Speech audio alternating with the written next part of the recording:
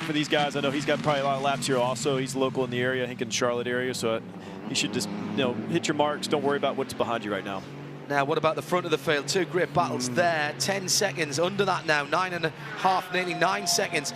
Garcia and Alexander Sims are battling, but third place now has really been disputed with Dirk Muller and Tommy Milner right in his wheel tracks.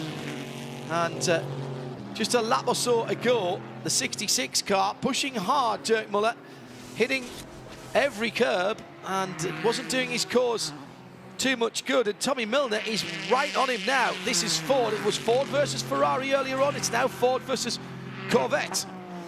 Shea Adam down in the pit lane. There's a problem for the leader. The 25 BMW crew just scrambled to attention. They are putting 4 new Michelin tires up on the wall. Could this be another puncture for the leading car? They also have the fuel rig ready, so they're going to make sure that they were okay on that.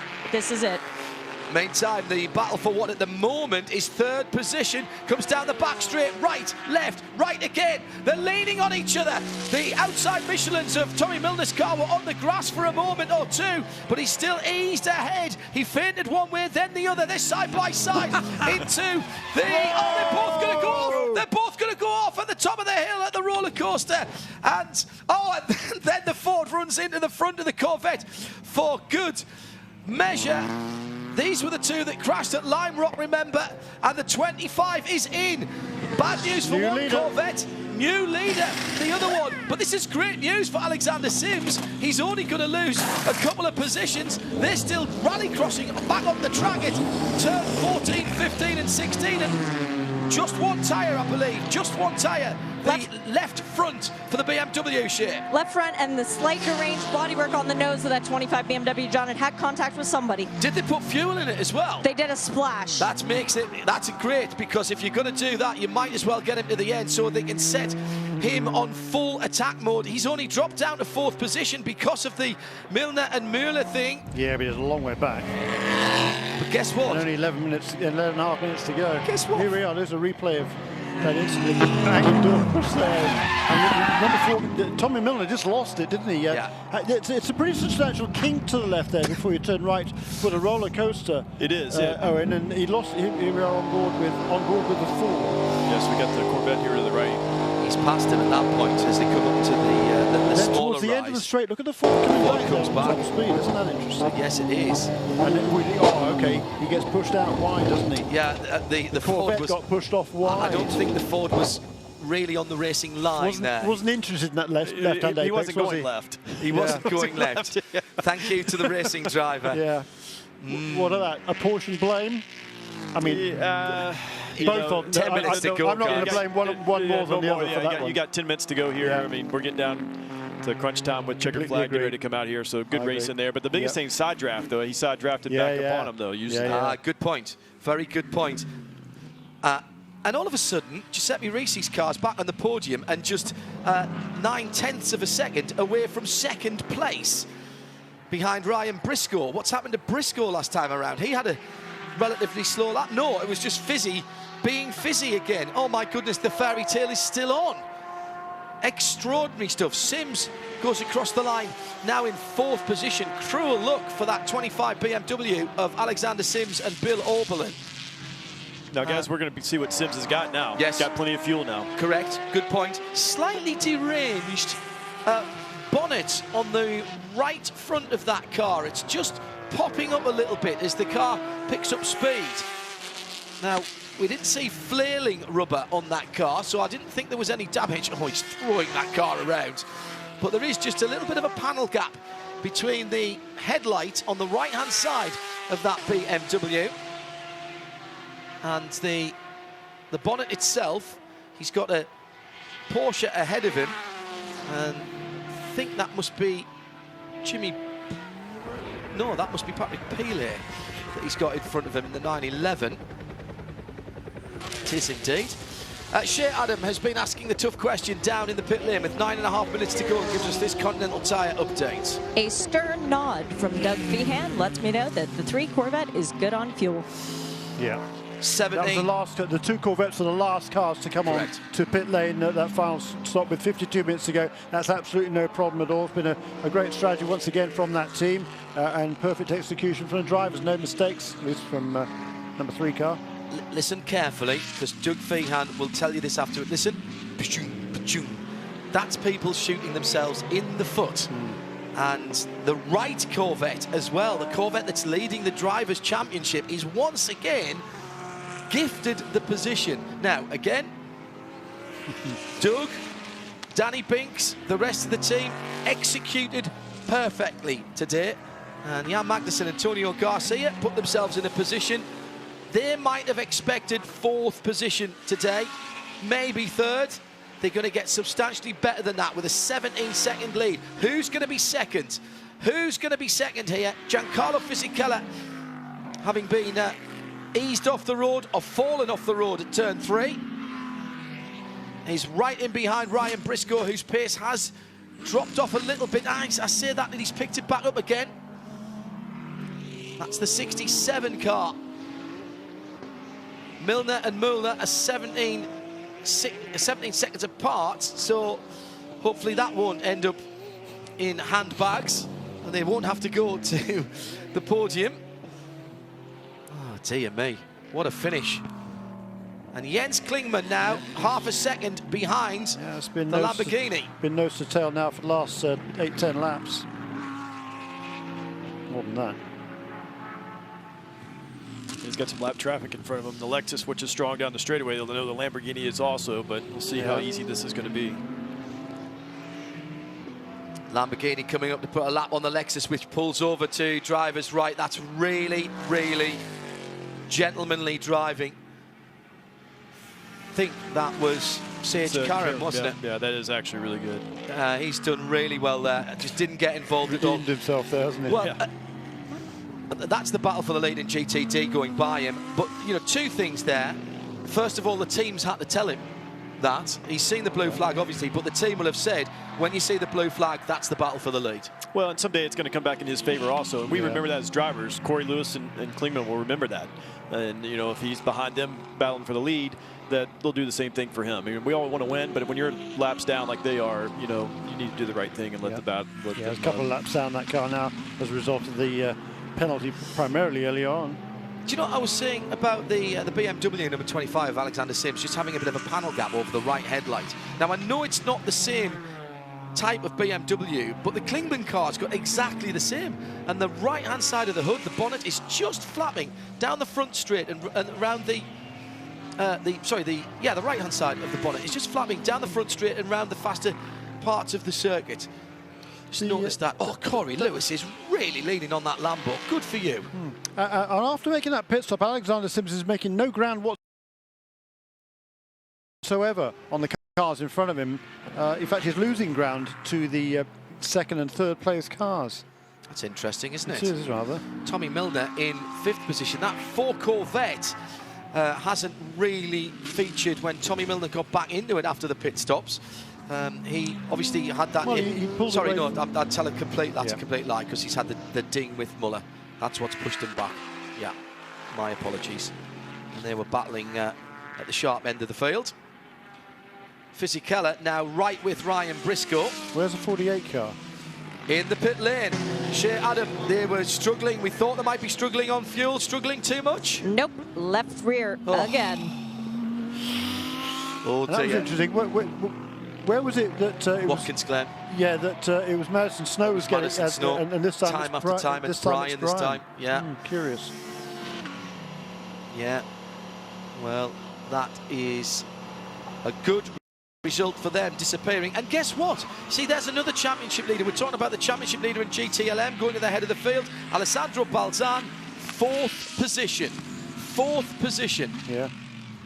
From a car that sat in 6th and 7th and 5th and 8th all the way through the day. Hasn't gotten involved in any battles that they didn't need to. Going to come away probably increasing the championship lead here.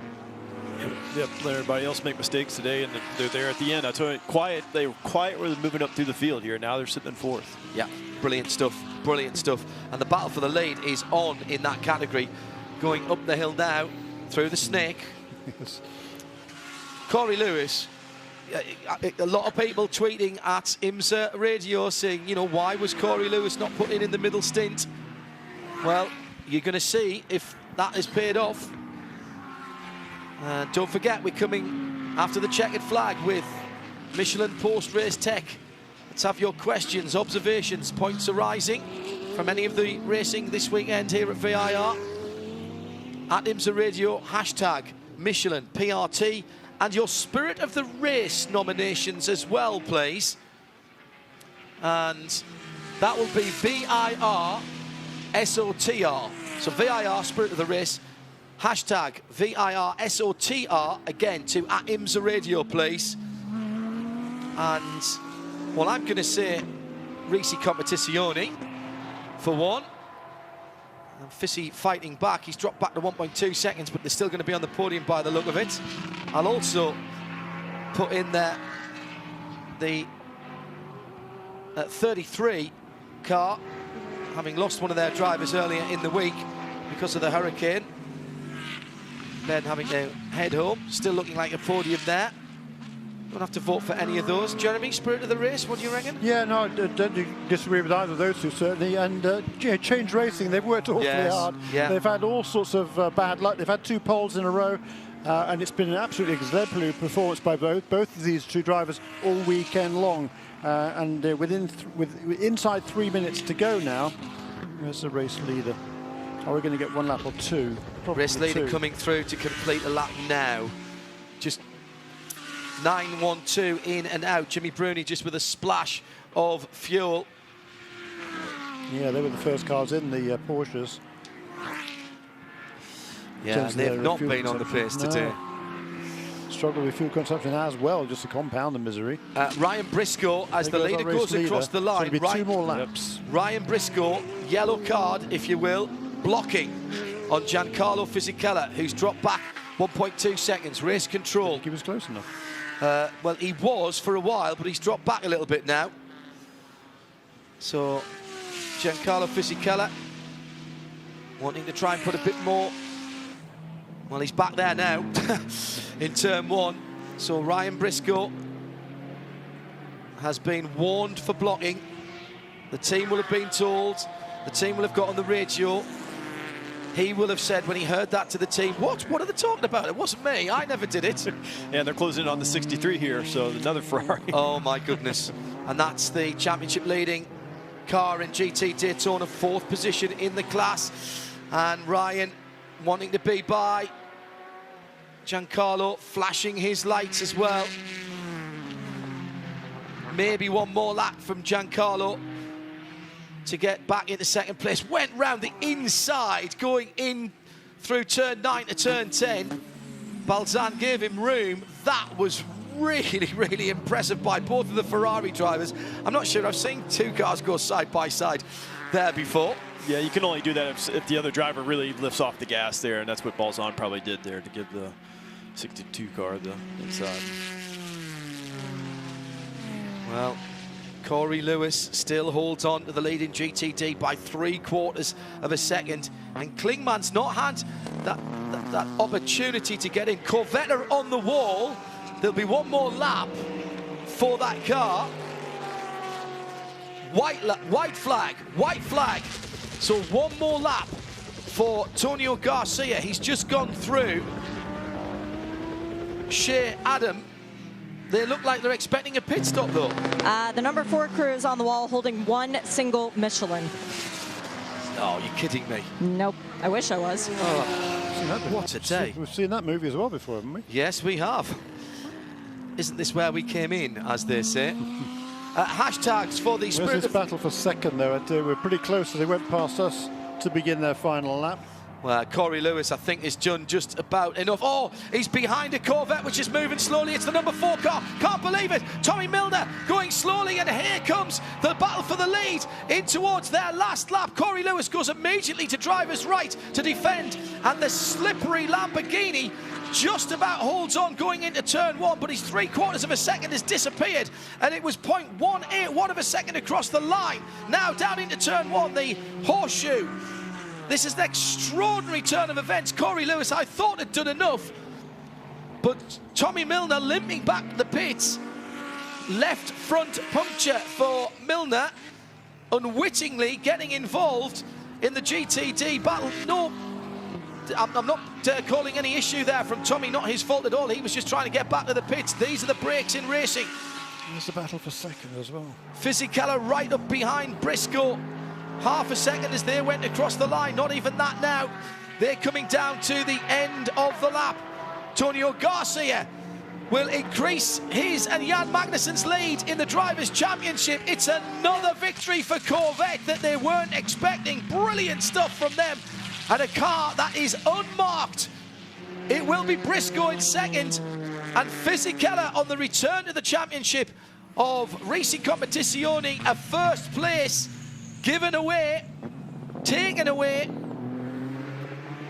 delete as appropriate, but third place on the podium for Fisichella and Vilander. Now, GT Daytona, how about spirit of the race for Change Racing and for Corey Lewis, who has been under pressure since he got into that car on lap number 61, and he comes round to complete lap number 91, and he will win not just the first win for Change, the first time they've been on the podium. Lamborghini once again wins at VIR, but this time it's Sharon Mull, Air Mull from pole position, and Corey Lewis closes it off, and that is the first time since 2016 at Mazda Raceway Laguna Seca, the 23 GTD Porsche of Farnbacher and Alex Riberas led flag to flag, and it's been done again today. Let's go down to GT Le Mans winners now, the 3 car, and I suspect, Shea Adam, that Doug Feehan might have a big grin on his face. He has a big grin and a semi-perplexed look on his face, does Doug Feehan. And Doug, I'm buying you a new sticker for the back of that car. It's a lot more than 100 wins you got now. This one came unexpectedly, though, didn't it? Well, I got to tell you, at the start of the day, if you'd have told me this was going to happen, I'd say, you know, the chances were pretty slim. But once again, it's a testament, I think, to our entire group, the strategy group, our engineers, the setup, certainly the drivers. And obviously, we take advantage of every opportunity that's presented. And over the long run, I think that's what's caused us to be as good as we are. Winning a lot of championships, you further extend the lead. Congrats today, Doug. We got 2 big races to go, but we're in the fight, and we like that. Yeah, and you're right, they extend the driver's points lead, but probably more importantly, or just as importantly for Chevrolet, they move back into the lead in the Manufacturers' Championship. They came in here as a result of the win for Ford last time out, 1 point behind. They'll now be 2 points ahead going into the final 2 races of the season. Fabulous stuff. They could have done with Fisichella getting past Briscoe, couldn't they, to just ease them out a little bit more. In GT Daytona, what a run for Corey Lewis. Jens Klingman, the